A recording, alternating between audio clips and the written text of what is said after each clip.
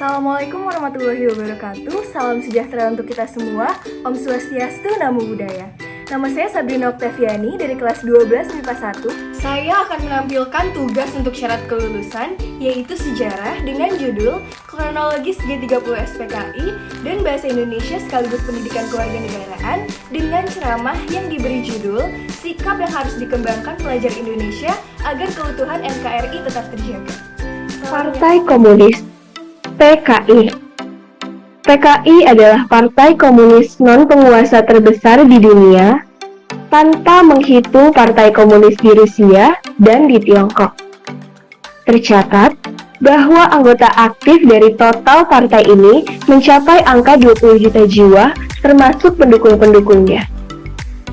Meskipun terlihat besar, namun faktanya justru mengejutkan. Karena partai ini dianggap telah terlarang setelah pemberontakan terbesarnya, yaitu 52 tahun yang lalu ketika era Presiden Soekarno.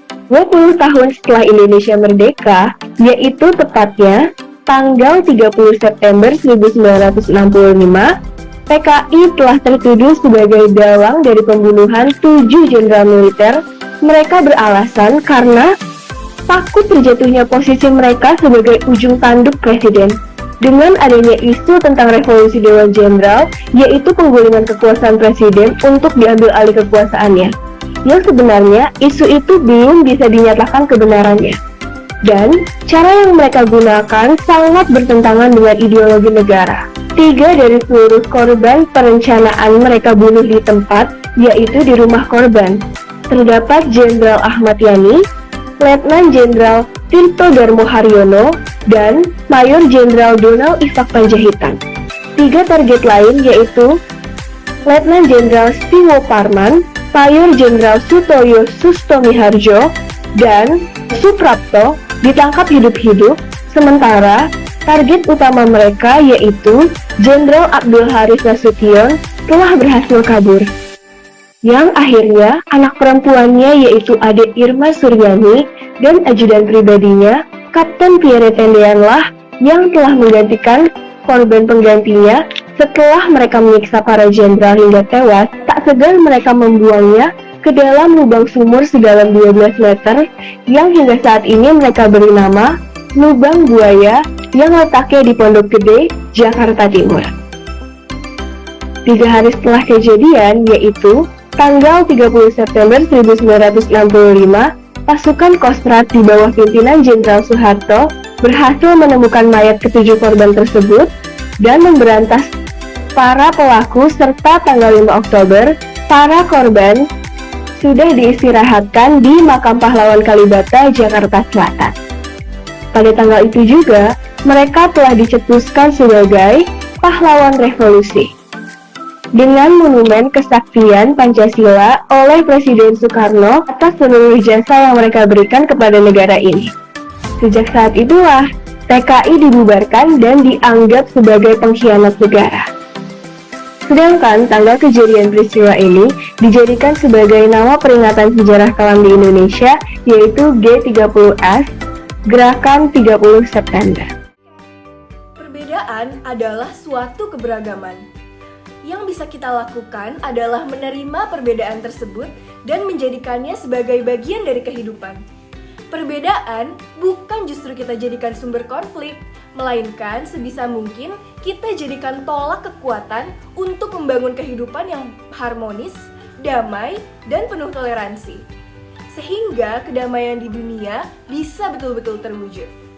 Indonesia adalah salah satu negara yang banyak memiliki keberagaman. Perbedaan beragam seperti suku, ras, etnik, agama, budaya, bahasa, dan adat istiadat di dalamnya.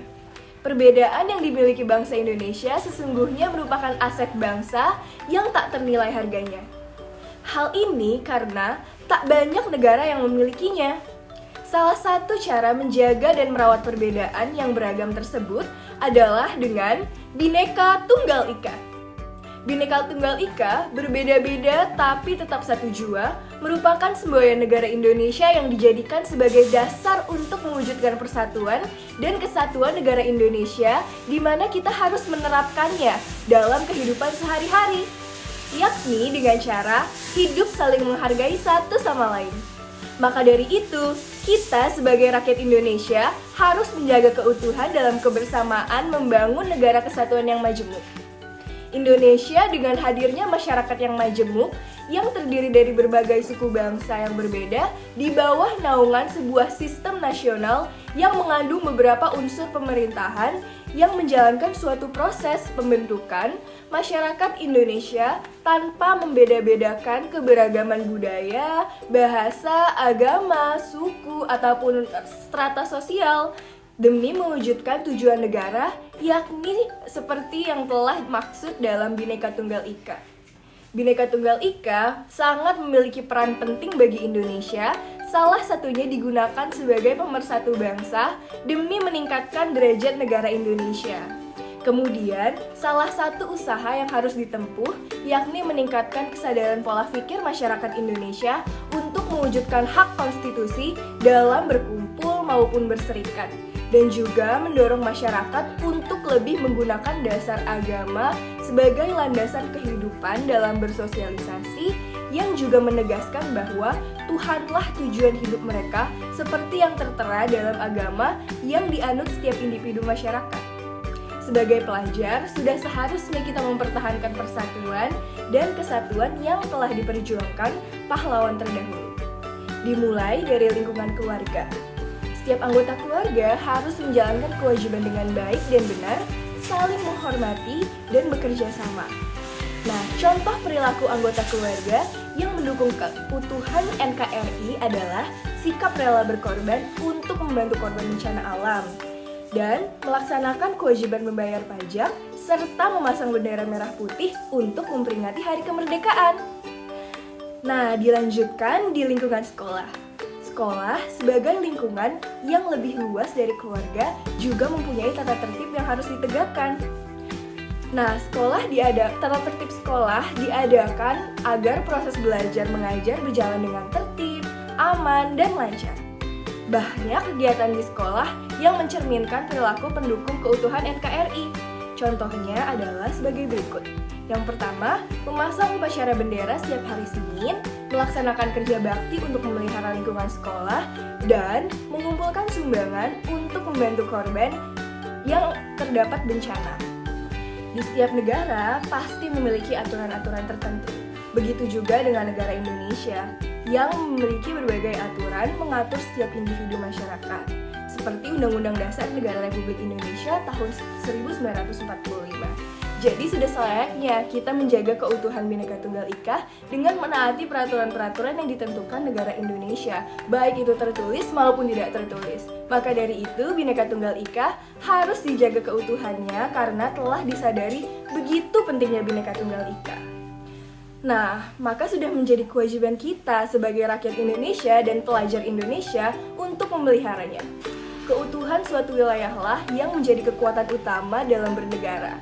Disusul dengan saling menghormati perbedaan satu sama lain, maka memang benar adanya bahwa negara Indonesia ini mengandung berbagai perbedaan di dalamnya. Maka dari itu, saling menghormatilah dan menjadi pondasi Bhinneka Tunggal Ika. Dengan demikian, menjaga, memaknai, menyebarkan, dan mengamalkan Bhinneka Tunggal Ika adalah kewajiban kita semua agar berdamai dan kerukunan bisa betul-betul terwujud di bumi Indonesia.